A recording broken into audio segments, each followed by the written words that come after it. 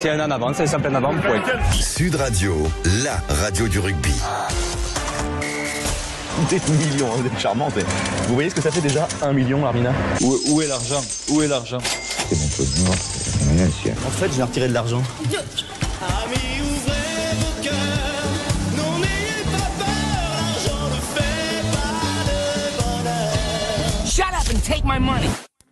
Demi-finale et finale du top 14 à guichet fermé. Le championnat fait carton plein.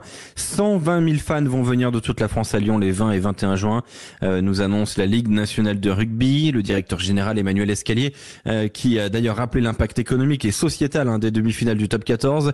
En 2023, ça avait été 21,2 millions d'euros. En 2024, du côté de Bordeaux, ça avait été 19 millions d'euros. Donc c'est quand même quelque chose d'assez colossal. Et à Lyon, eh bien en plus, la Ligue nationale de rugby va mettre en place pour la première fois une salle sensorielle au stade pour permettre à des personnes en situation de handicap mental ou d'ailleurs atteintes aussi de troubles autistiques d'assister à la rencontre. Et ça, c'est bravo. Pour la finale, le spectacle aura également lieu en avant-match avec plus de 250 participants mobilisés pour une cérémonie d'ouverture assez exceptionnelle, chorégraphiée par le danseur Benjamin Millepied, que vous connaissez forcément. Donc à 2 mois de l'événement, eh bien les événements, les demi-finales et la finale, la billetterie est déjà fermée. Est-ce habituel, Philippe Spanghero, un tel engouement? Alors, c'est plutôt habituel quand même. Dans des stades aussi grands. Parce que Lyon est exceptionnellement grand comme stade. C'est tout ça qu'il faut mettre en perspective. Les plus grands stades de France, derrière le Stade de France, c'est bien sûr le Vélodrome et le Stade de Lyon. Donc c'est ça aussi qui interpelle. Donc c'est quand même assez récurrent ces dernières saisons que les matchs de phase finale se jouent à guichet fermé. Sitôt, c'est un peu moins le cas. En tous les cas, dans des stades aussi grands. Donc ça montre la bonne santé quand même du rugby français en termes d'affluence. Les dernières annonces officielles qui ont été faites cette saison à mi-championnat montraient quand même une hausse de 10% par rapport à la saison dernière qui était elle-même exceptionnelle. Donc il y a plein de raisons qui expliquent ça, mais en grande partie l'engouement démultiplié du public pour le rugby français et surtout l'élargissement de son audience qui est un des enjeux majeurs de la Ligue nationale de rugby. Avec d'ailleurs donc cette billetterie en feu, il y a une ferveur croissante, il y a une audience forte, notamment. On a vu que sur le plan de l'engagement, les supporters les supporters s'engagent de plus en plus. Il y a une vraie réussite, c'est croissant. Et puis on a la sensation aussi que le top 14 semble relever le défi du rajeunissement de son audience. Ça, c'est un point important. C'est un point très important et c'était un des enjeux majeurs puisque l'âge moyen des spectateurs dans les stades de top 14 était quand même assez vieillissant ces dernières saisons et donc il fallait à tout prix rajeunir l'audience pour aller chercher un public plus large et puis trouver de nouvelles sources de revenus aussi puisqu'on le répète souvent et c'est aussi ce qui est le signe de la bonne santé générale de l'économie du rugby français, même si on l'a dit ces derniers jours, les chiffres montrent qu'une partie des clubs sont en déficitaire. Mais on en a parlé lundi soir avec Laurent Marty et il y a des raisons quand même qui expliquent ça.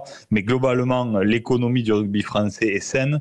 Elle est portée en grande partie par sa vie jour de match. C'est bien une des problématiques majeures du rugby français. Mais donc pour ça, il faut que les clubs soient attractifs dans leur stade les jours de match. Donc il y a eu beaucoup de travaux qui ont été faits dans les stades ces dernières années pour renforcer ce qu'on appelle l'expérience client et pour aller chercher un public plus jeune, en ouvrant le stade plus tôt, en faisant des tribunes festives, en organisant beaucoup de choses en après-match. Aujourd'hui, nos stades de rugby se sont transformés quasiment en discothèque en après-match. On a vu des images à Lyon, bien sûr à l'Arena du Racing, à Toulouse aussi de façon assez récurrente. Et ça, c'est plutôt bon signe parce que on a réussi à créer dans le rugby français de vrais lieux de vie.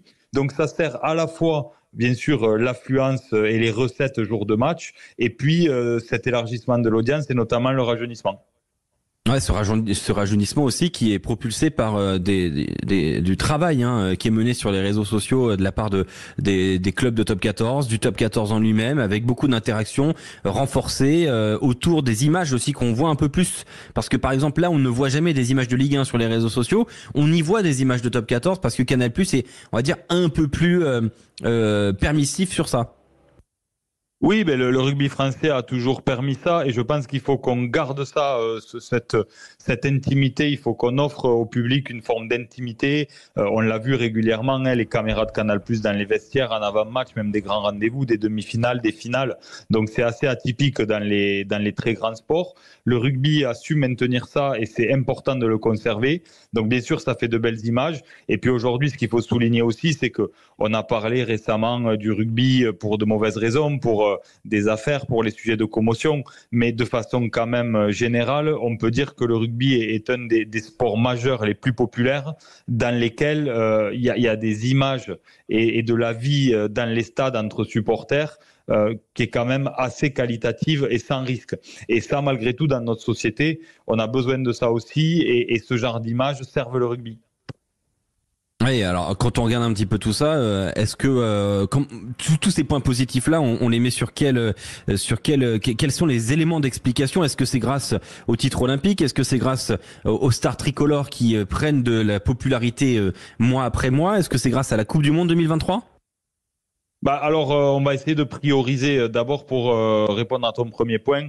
Malheureusement, je crois que le titre olympique a été un épiphénomène. Bien sûr qu'il a servi le rugby français et la discipline du rugby à 7, mais on voit que très rapidement, le soufflet retombe un peu et qu'au niveau mondial, World Rugby a de grandes difficultés à trouver un modèle économique autour du rugby à 7 et à fédérer, on va dire, à garder dans la durée, à fidéliser un public et une audience autour du rugby à 7. Donc c'est pas ça le point principal. Les deux points principaux pour moi, c'est bien sûr la bonne santé de l'équipe de France parce que trop souvent dans le rugby français, le rugby professionnel a oublié qu'il était aussi servi par son équipe de France. Il pensait que les résultats de l'équipe de France et l'émergence de ces têtes d'affiche avaient que peu d'impact sur son économie directe et c'est pas le cas. On se rend compte que clairement aujourd'hui, la bonne santé de l'équipe de France et ses têtes d'affiche, bon bien sûr Antoine Dupont en tête, mais il y a quand même beaucoup d'autres joueurs qui ont émergé médiatiquement auprès du grand public. Ben, ça sert ce rajeunissement de l'audience. On en a parlé récemment en parlant des audiences télé et de l'affluence dans les stades lors du dernier tournoi. Donc clairement, l'équipe de France est un des leviers majeurs qui explique la bonne santé aussi de notre rugby professionnel. Et c'est ça principalement. Et ensuite, bien sûr, le travail des clubs dont je parlais tout à l'heure, qui ont mis des vrais moyens dans la communication. Aujourd'hui, vous avez dans tous les clubs des cellules avec des directeurs comme marketing qui sont des gens très compétents, originaux aussi, qui arrivent à créer de la vie, à créer des communautés fidèles, captives, à élargir l'audience, je le répète, et à créer à renforcer ce qu'on appelle l'expérience spectateur, notamment avec des enceintes qui sont de plus en plus accueillantes et de plus en plus perfectionnées en termes d'accueil du grand public et aussi des partenaires pour ce qu'on appelle les relations publiques, notamment dans les loges, les espaces de réception, etc. Alors, on voit quand même qu'il y a beaucoup de positifs. Alors, quels sont les prochains vecteurs de croissance, Félix Fanguero, sur le top 14?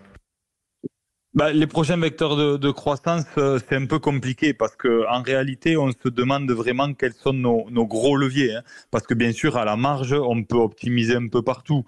Mais aujourd'hui, on se rend compte de quoi? On se rend compte que les gros clubs qui font des grosses affluences, ils ont entrepris ces travaux de rénovation. Il n'y a que le Stade Toulousain qui est un peu en retard dans son stade d'Ernest Vallon parce que il y a un projet qui traîne un peu sur l'agrandissement du stade Ernest Vallon, mais qui arrive à compenser quelques fois par saison avec le stadium. Et on voit encore que pour un match de championnat comme Castres la semaine prochaine, c'est déjà à guichet fermé depuis presque 15 jours.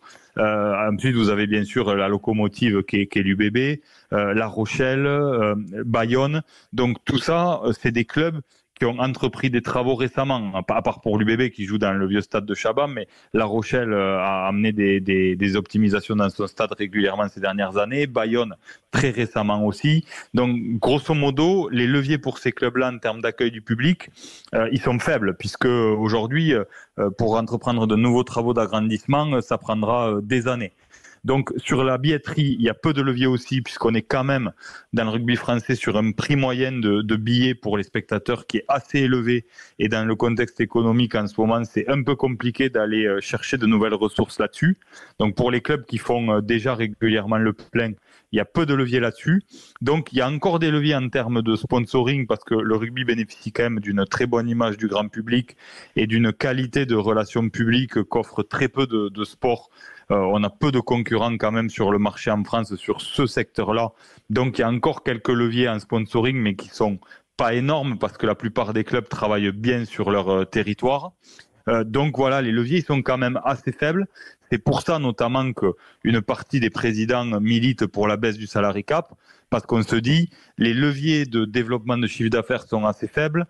Il faut plutôt réfléchir à comment baisser les charges. Et quand vous réfléchissez à comment baisser les charges, il n'y a pas beaucoup de leviers non plus. Et un des leviers principaux qui apparaît, c'est les salaires des joueurs, puisque c'est une partie très importante du budget des clubs. Et quand on revoit quand on reparle encore une fois de ce qui se passe au niveau mondial et quelque part de l'anomalie française en termes de rémunération des joueurs, voilà plutôt comment les présidents de clubs réfléchissent à faire des économies plutôt qu'à se demander comment aller chercher de générer de nouvelles recettes.